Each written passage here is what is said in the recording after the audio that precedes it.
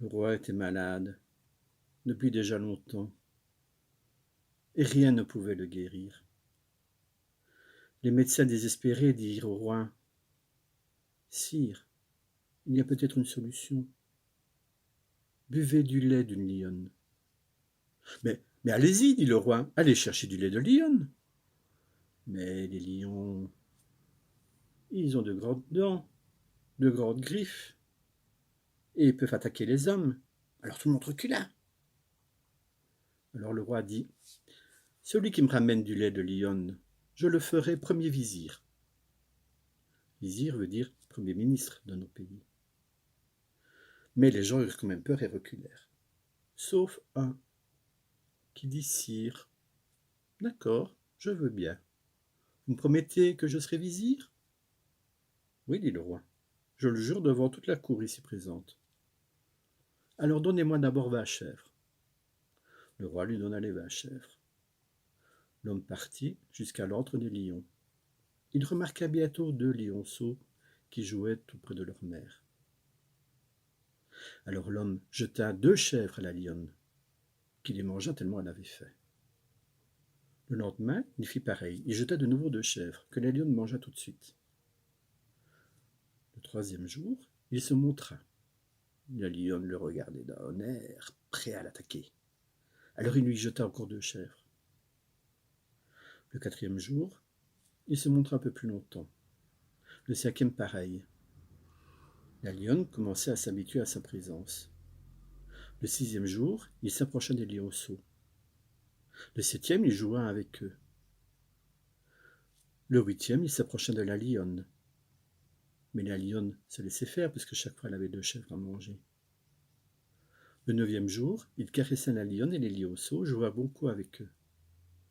Et le 10e jour, pendant que les petits lionceaux étaient leur maman, l'homme prit une jarre et la remplit de lait de la lionne.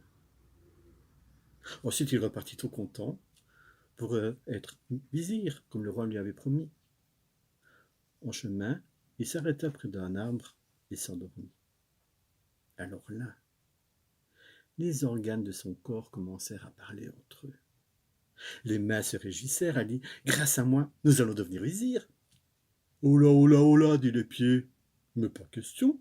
C'est grâce à nous, c'est nous qui avons été jusqu'à l'antre de la lionne. Oh, dirent les yeux, qu'est-ce que vous racontez? C'est nous qui avons vu d'abord les lionceaux.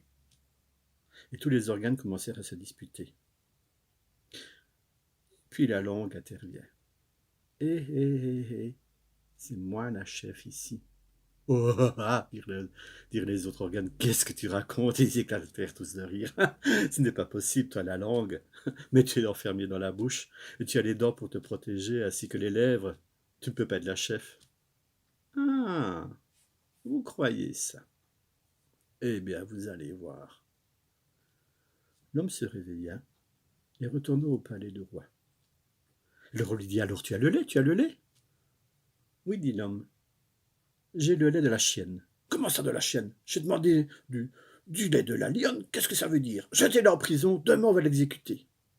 Et l'homme se retrouva emprisonné. Alors les organes commencèrent à avoir peur et dire: mais, mais pourquoi? Qu'est-ce que nous avons fait de mal? Langue, c'est toi qui avais raison. C'est toi qui as le dernier mot. Sauve-nous. Oui, dit la langue. Pas de souci, nous verrons demain. Et le lendemain matin, l'homme demanda pour revoir le roi. On l'amena devant le roi, qui dit: Et alors, qu'est-ce que tu m'as raconté hier? Je vais te couper la tête pour ça. Mais non, sire, c'est du lait de lionne. Seulement dans ma tribu, nous appelons les lionnes des chiennes, parce qu'elles s'occupent beaucoup de leurs petits et qu'elles sont très futées et rusées. Ah, dit le roi. Pourquoi tu ne l'as pas dit plus vite? D'accord. Et le roi but le lait et fut guéri. L'homme devient ainsi vizir et une grande fortune. Alors, faites bien attention que vous voulez parler. Tournez bien votre langue dans la bouche, parce que ce que vous direz, ça pourrait se retourner contre vous. Ou si vous dites la vérité, ça vous portera chance.